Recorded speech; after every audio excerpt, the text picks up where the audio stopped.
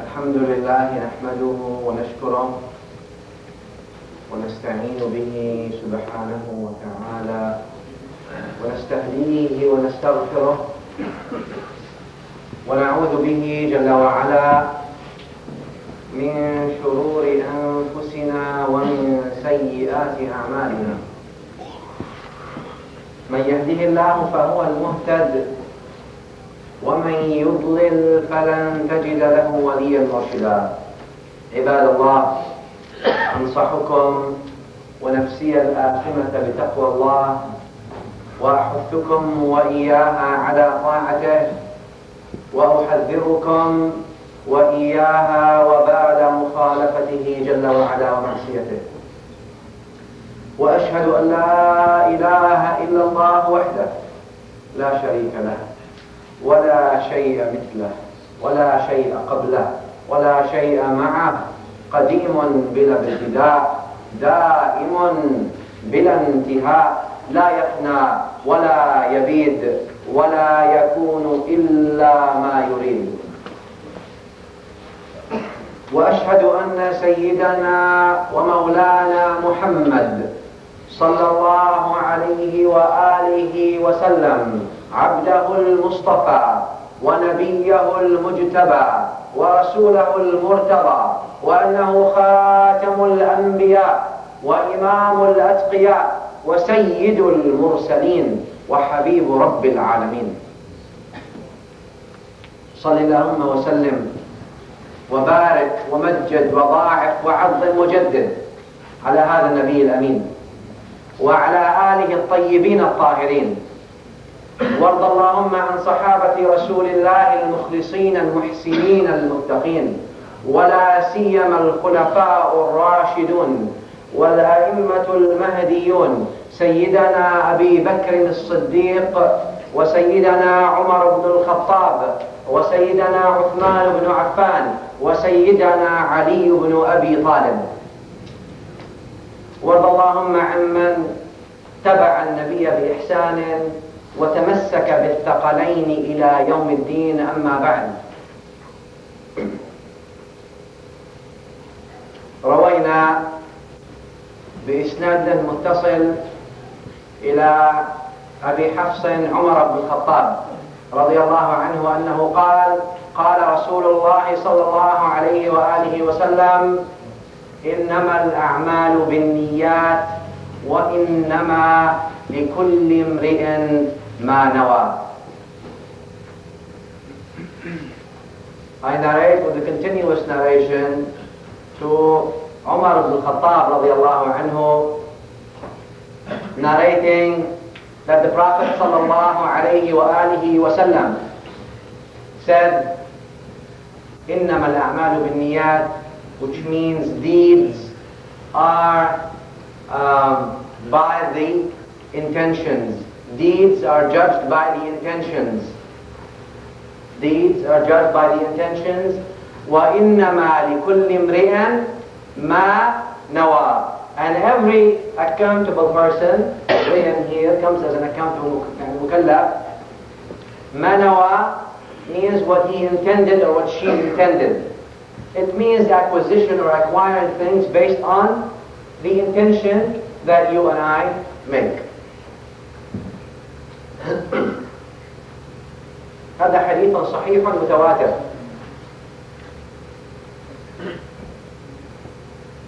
Let's see first of all, how is the niyyah connected to the deed? You drive a car, how is the niyyah connected to driving the car, for example? How are things connected to each other? And before we go to the niyyah and the deed, the niyyah and the amal, let's go first to space. And they said in the news lately that they have actually discovered some kind of life on Mars. Primitive maybe, or something optimistic for those who have hopes to find life on Mars. There's probably some hope. Because as you all know, first of all, Mars is called the red planet. right? They call it the red planet because Mars, in the Romans, according to Romans, Mars means the god of war. They have gods of everything. That's وَمَنْ لَمْ يَجْعَلْ لَهُ نُورًا فَمَا لَهُ مِنْ نُورٍ. So Allah doesn't guide one God for the war, one God for the love, one God. So Mars was, they said, the god for war. That's why red planet, war is blood always, right? Because war, there's really almost no justification for war, right? Yeah. But anyway, that's not our topic. Let's talk about the red planet. That red planet,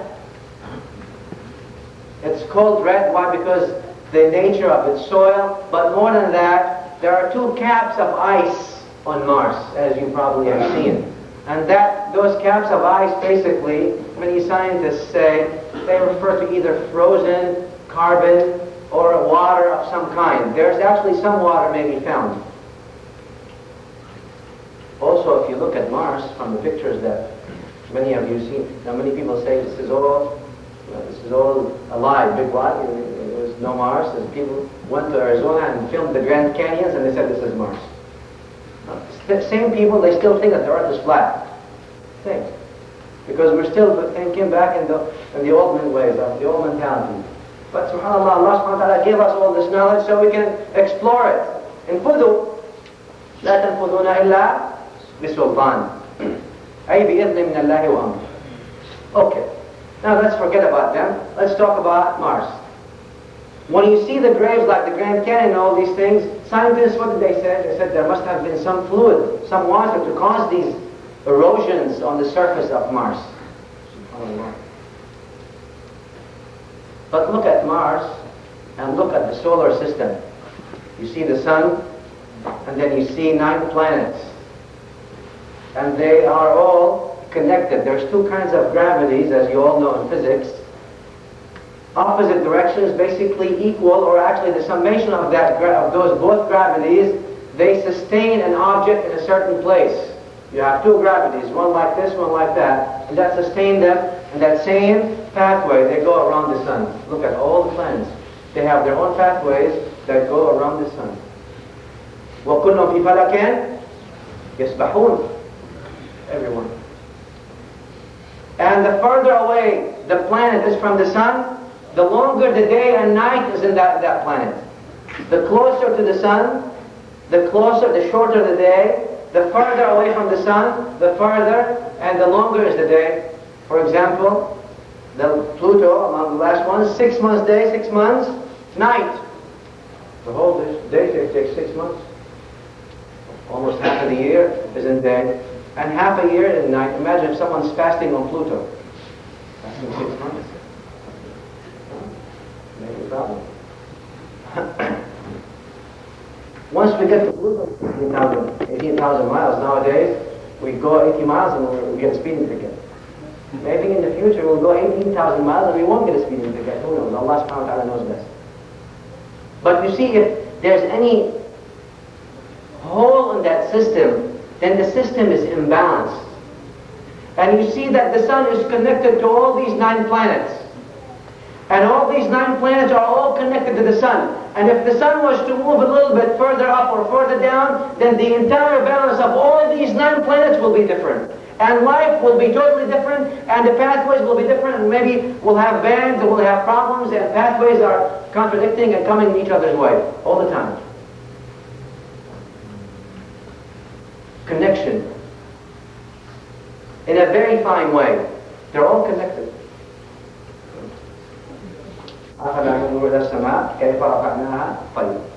Now let's go to the smallest thing. We talked about big planets and suns and moons. Let's talk about the smallest thing we find. What do scientists say the smallest thing that is known to human being? An atom, dharra. Let's look into this atom. What do we find in the atom? We find protons, we find neutrons, and we find electrons. Same thing, same system. The system that you see up there, if you look at the sky in the solar system, you'll find the very same system in any little atom, the smallest thing that no one can even see. It cannot be seen to the unaided eye. Protons, neutrons, and electrons. See electrons going around وَكُلُّهُمْ فِي فَلَكٍ يَسْبَحُونَ. Definitely. And I said before, and I'm not going to repeat what I said a few Jum'ahs ago, but the similarities in the creation, if it tells you anything, it should tell you that the Creator is one. He who created the atom created the solar system. Very simple. Anyone knows that, and all of you are intellectual and educated people. But that's not the only connection that we can draw. The connection we can draw between الروح والبدن. الروح is what? The soul. الروح والعقل. And then البدن is the body. And I talked before also, maybe 2-3 months ago, about the differences between the body and the soul. And sometimes we kind of get confused between the differences between the body and the soul. What's the difference between body and soul? Now, some other time, inshallah, we will talk about it more extensively, but today I will just hash what we talked about before. Remember, I said that the body, your body is right now, my body, your body, has to eat, sleep, so you need food for your body. You need to sleep. What else? Body also gets sick. Body dies. Normal. The same, these things, same conditions. Sometimes the body, before it sleeps, it's in a coma. Kind of disease that gets you in a coma. May Allah save all of you. The soul, ar-ruh, is the same thing. Exactly. Ar-ruh has also food. Just like you feed yourself food, you cook some food, and some eggs and meat and all these things, and you feed yourself. Also, you have to feed your ruh. What is the food of the ruh, of the soul, of the aql? Al-ilm, al-dhikr. When you give your ruh dhikr and ilm, then what? Then you're feeding your ruh. Now, our ruh sleeps just like the body sleeps. Ghafil. He's not there. He is there, but he's not there. And the ruh ghafila.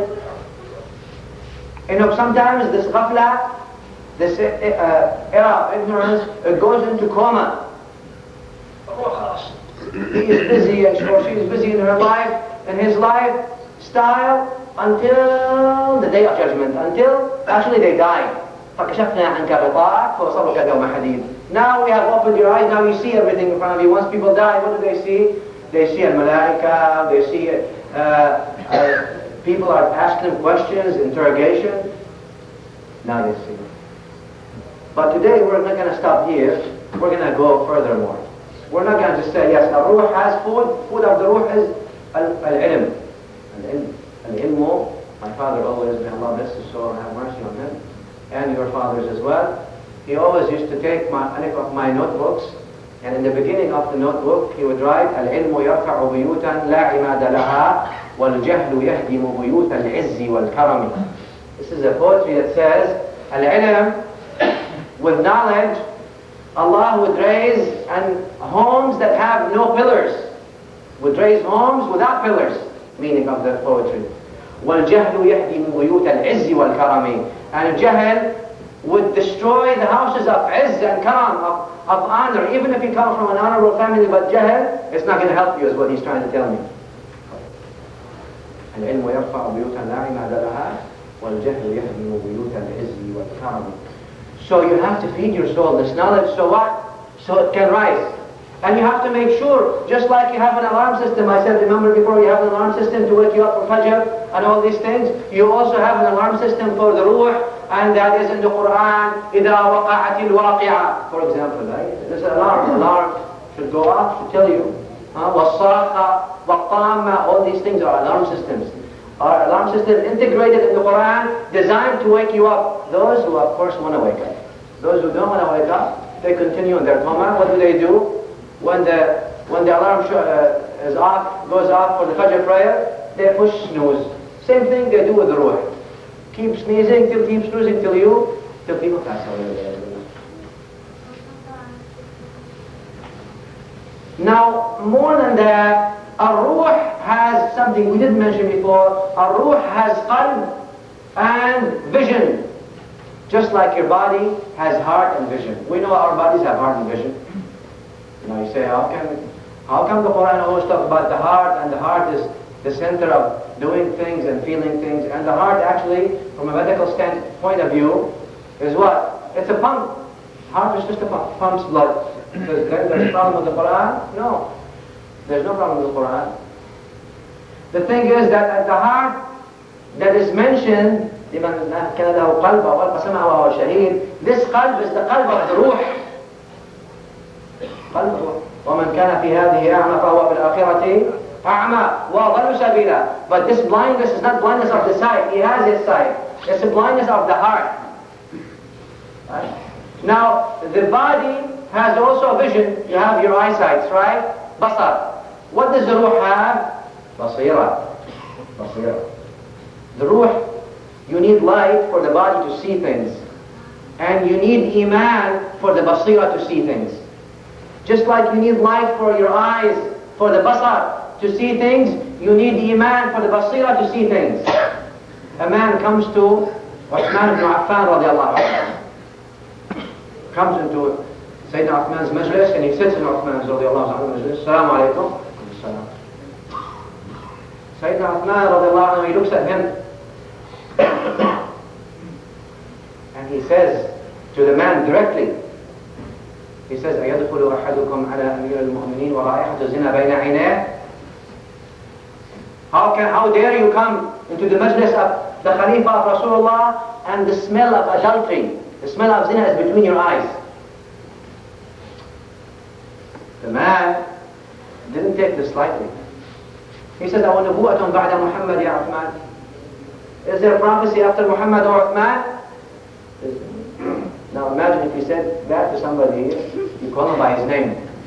Of course, they'll have books against you. You didn't call him Hazrat, Janab, Ayatullah, Maulana, Al-Allama, Al-Fahama. But problem, then you're ruined. Your whole life is destroyed now. You lost respect. But the man comes to the Khalifa of Rasulullah sallallahu alayhi wa sallam, and he says, oh, is there a prophecy after Uthman, after Muhammad, ya Uthman? Oh, Uthman, there's prophecy? You have wahi, Jibreel comes to you and tells you things? Look at the waqaha, of course. This is from someone who's fresh. What Sayyidina Uthman said? Uthman al-Ghani, right? As the mother of one of my friends said, call him Uthman al-Ghani. He said, no. He said, no nubu'ah ba'da Muhammad. No prophecy after Muhammad. But it is the farasa of the mu'min. It is the farasa of the mu'min. I have heard the Prophet of Allah sallallahu alayhi wa sallam saying, اتقوا فراسة المؤمن فإنه ينظر بنور الله. Be fearful and be careful of the farasa, of the sight of the mu'min, the intellectual side of the mu'min, of the basira of the mu'min. Why? Because the nur of Allah helps him. Then I see things. The basira saw, not the eye. The basira right here. One of the scholars of Azhar in the time of the King Farouk of Egypt, you remember before Abdel Nasser, the modified, the one who brought communism to the Arab world, Abdel Nasser, and people still, Habibkum Mim Nasser. In al-hukm, Allah subhanahu wa ta'ala says, in al-hukm illa lillah, well, these people say that hukm for communism. Right. Before Nasser, la nasarahu Allah, then you have Farouk, King Farouk, Malik Farouk. He invited, because he wants always, the tyrants of Tawaghit, Taghiya, what does he want? He wants to give himself some kind of legitimacy. Always, all the time. So what did he do? He invited the scholars. So Malik Farouk invited one of the scholars of Azhar. This is recent, 70, 80 years, not even. To food. So the scholar did not go, he went there, and he did not eat. And he gave the king, he gave him advice. He said, do this, do that, fear Allah, do this, do that. Then the time for food came, and they put food and rice and meat and all this, and the king said, please eat. He said, I can't. He said, I can't eat. He says, why can't you eat? He says, because I can't eat. He says, you have to eat. He says, I can't eat it. He said, you have to tell me why, otherwise I will kill you. He said, because I can't eat it because Allah forbade us to eat blood. Allah said you cannot eat blood. He said, subhanallah, king said, subhanallah, this is not blood, this is rice. He said, it's blood. He said, how come? He said, look, he took some rice in his hand and he put it like this and then blood came out. I mean, Karama, for example. Karama of this scholar. He said, you see, Allah subhanahu wa ta'ala told us we cannot eat blood, so I cannot eat from your food. So he left. هذا البصيرة. Trying to take you there to tell you how the basira, how the sight inside of your heart should go. Not just the vision. Now somebody has visualized that, she's mashallah, lots of rice, lots of meat, let's eat. No.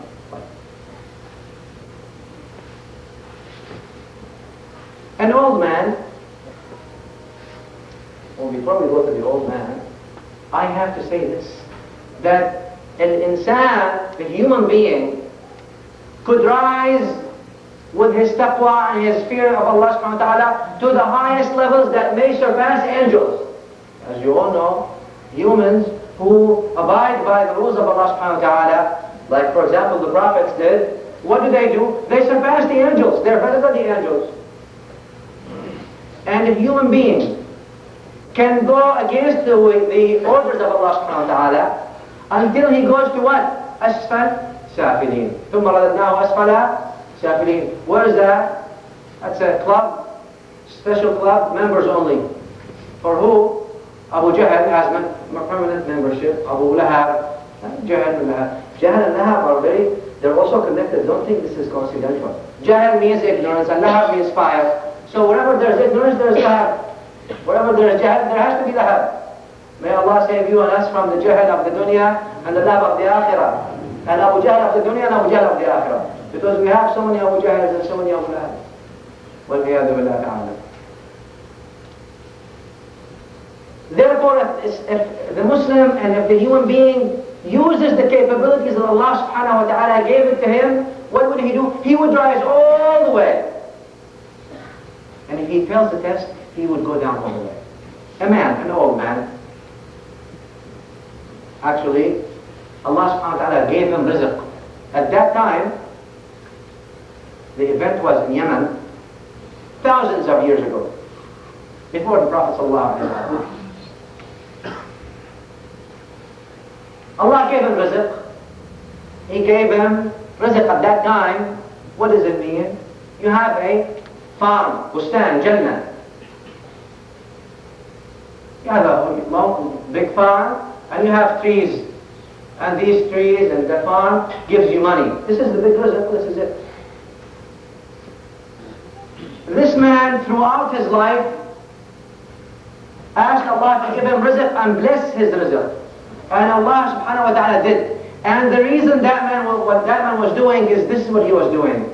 Every year, whatever he needs for his own food only, and his wife, he takes out of that farm. The farm gives him what? Huge products every year. There's so much blessing in it. But the man takes only what he needs, nothing more. I need this much to eat, I keep it. And what do I do with the rest? I sell it, right? No. He gives it to the fuqara, wal-masakeen, wal-aytam, wal-aramil. He gives it to the widows, he gives it to the orphans, he gives it to the poor people, to the needy people. That's what he does. Every year. And every year, Allah subhanahu wa ta'ala gives him more. It is almost said that he gives more than 95% of what his farms produce to the needy and to the orphans and to the poor people. 95% he gives. And what he keeps? 5%. And Allah subhanahu wa ta'ala gives blessings and barakah in this 5%. And year after year always. And the poor people and the needy people all the time, when they need something, where do they go? Right away they go to him. They know where to go. And at the end of the year, everybody gathers right around him. We need something. You know how the poor people are? But the poor people are actually a kingdom. Poor. تقدموا بالله عليكم رحمكم الله. Come closer so people can stand. Inshallah. Barakallah. Can sit down. Barakallah. And fuqara, inshallah some other time we'll talk about the fuqara, but the fuqara have their own kingdoms. They may look poor and all these things, the poor people. But actually they have a kind of happiness that many rich people miss. Huh? And therefore, Al-Junayd al-Baghdadi one time said, we are in sort of a happiness. If the rich people and if the kings know what kind of happiness we are, they would fight us with the swords to get it from us. But they can't. Huh? One of the poets say, ما لذة العيش إلا صحبة الفقراء هم السلاطين والسادات والغمراء. To him they are the salatin, as-sadat al-umara. He said, basically the meaning of the poetry, he said, ما لذة العيش, that means the deliciousness of life, the poet says, is by being close to the fuqara. الفقراء إلى الله, meaning not the fuqara, الفقير عاصي, لا الفقير إلى الله, meaning he who is needy to Allah subhanahu wa ta'ala. This is the deliciousness of life. This is the taste of life, to be close to them. Why? He said, because they may seem poor, but they are as-salatin was-sadat wal-umara. They are the amirs and sadat and salatin. فاصحبهم وتقدم في مجالسهم وخلي حظك مهما قدموك وراء واحفظ القلب وابقى دائما معهم واعلم بأن الرضا يختص من حضره. And no, basically be around them and benefit from them. Because what? Because al-rida comes to those who are close. Anyway, let's go on now. This man gave it to all these poor people, and the poor people had such a beautiful time and such a great time, and they counted on him. Year after year, year after year, year after year, till the man died one day. Does the same thing for all his life. Left 7 sons and a wife and lots of lands. Allah gave him so much blessing, and every year he still gave all that 95%.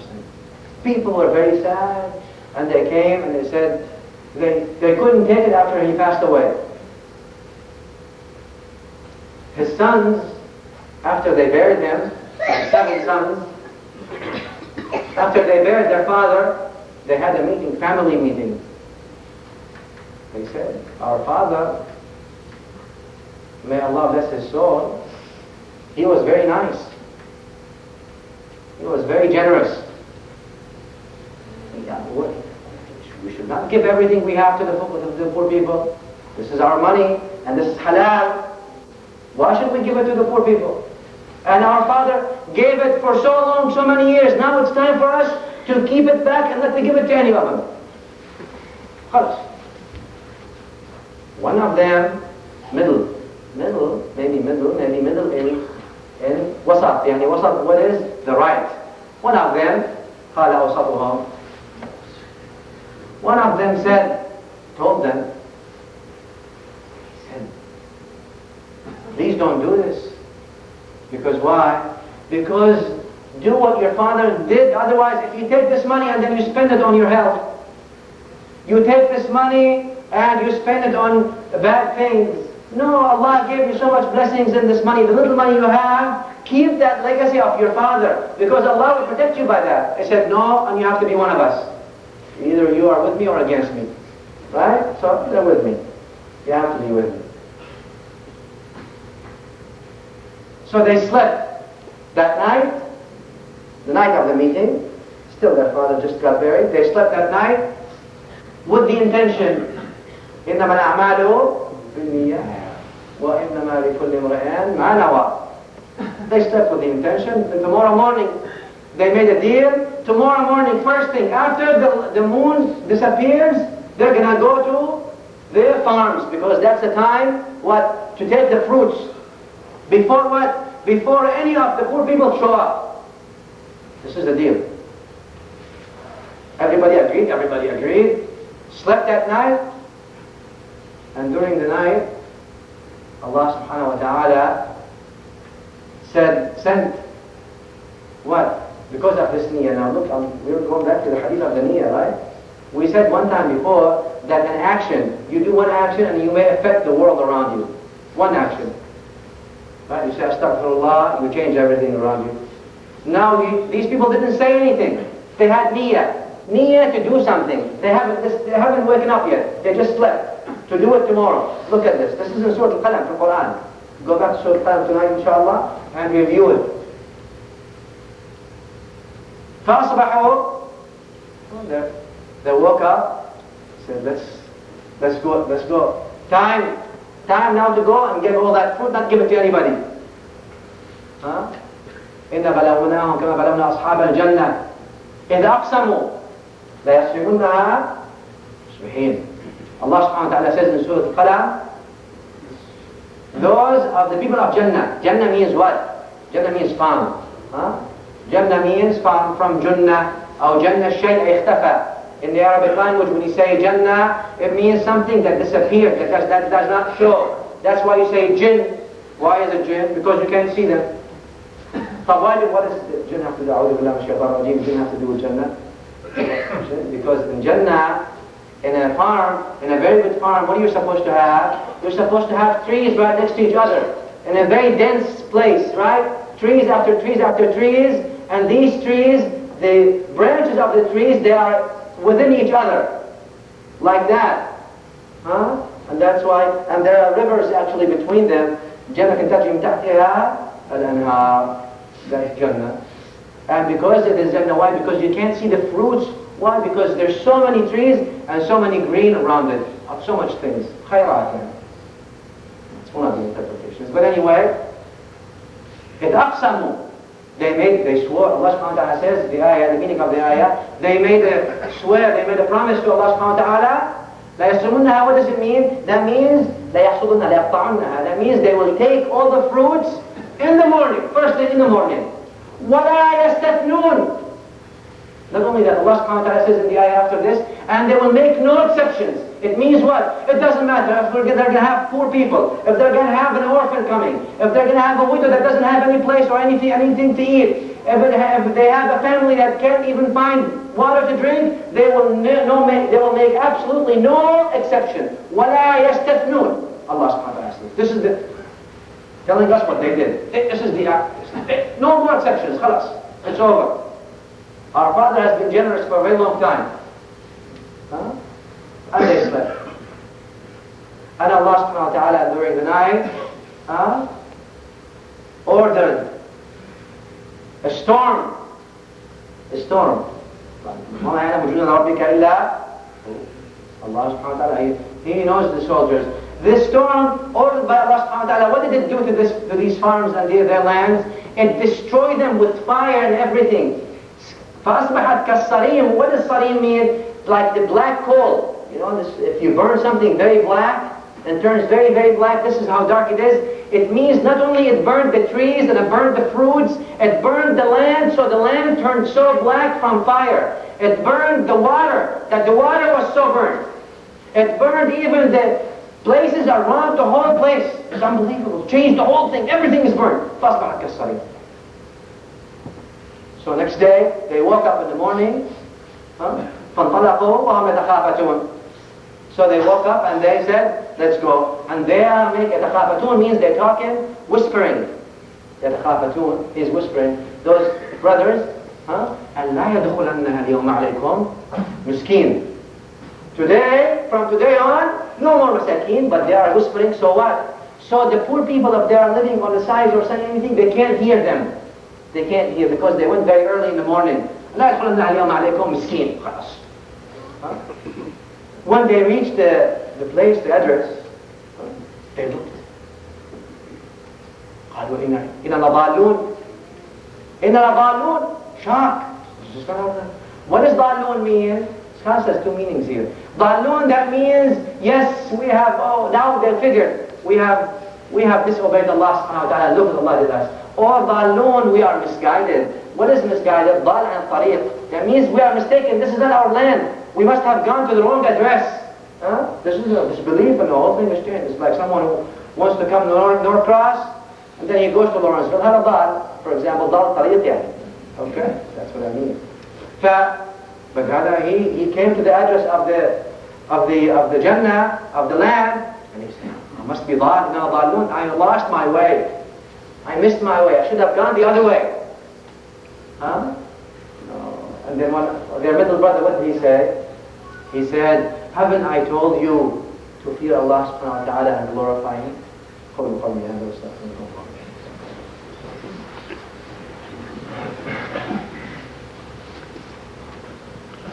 الحمد لله حمدا كثيرا كما قال واشهد ان لا اله الا الله وحده لا شريك له الغنى لمن جحد به وكفى واشهد ان سيدنا مولانا محمدا صلى الله عليه واله وسلم خاتم الانبياء المرتضى. صل اللهم وسلم وبارك على هذا النبي الامي وعلى اله اهل الفقه والنظر والعلم والاثر وعلى من باثارهم اقتفى وافتكر. Dear brothers and sisters, it's very important that we watch our niyyah, not only our actions. We were talking about our deeds and our actions before, a few weeks ago. And we said how we have to put a monitoring system to monitor our actions. Now we have to go a little bit step further than that and monitor our niyyah. Because this niyyah that these people didn't do anything yet. They haven't gone to the land to take the fruits yet. They only made this intention and slept overnight, and Allah destroyed everything they have because of that. كذلك العذاب. Allah subhanahu wa ta'ala said in the ayah after that, كذلك العذاب ولعذاب الآخرة أكبر. But not only that Allah subhanahu wa ta'ala says, but the adhab, the punishment of the akhirah is much worse than that. If they know. But they don't know. Therefore, please exercise as much as we can, all of us, and because we all are sinners. Exercise this monitoring system about our niyyahs. If we have bad niyyah, if we maybe intended something wrong, to say, no, astaghfirullah, Allah subhanahu wa ta'ala will take care of you. اللهم صل على سيدنا محمد وعلى آل سيدنا محمد كما صليت على إبراهيم وعلى آل إبراهيم وبارك على محمد وآل محمد كما باركت على إبراهيم وآل إبراهيم في العالمين إنك حميد مجيد. اللهم انصر الإسلام والمسلمين وأعلي يا مولانا كلمة الحق والدين. اللهم من أراد بالإسلام والمسلمين خيرا فوفقه إليه ومن أراد بهم غير ذلك فاجعل دائرة السوء عليه. اللهم رد المسلمين إلى دينك ردا جميلا. اللهم رد المسلمين إلى دينك ردا جميلا. اللهم رد المسلمين إلى دينك ردا جميلا. اللهم آت أنفسنا تقواها وزكها أنت خير من زكاها أنت وليها ومولاها. اللهم اغفر لنا ذنوبنا وإسرافنا في أمرنا وثبت أقدامنا وانصرنا على القوم الكافرين. يا نعم المولى ويا نعم النصير. غفرانك ربنا وإليك النصير. اللهم اشف مرضانا وعاف مبتلانا وفك أسرانا وارحم موتانا. وصلى الله وسلم على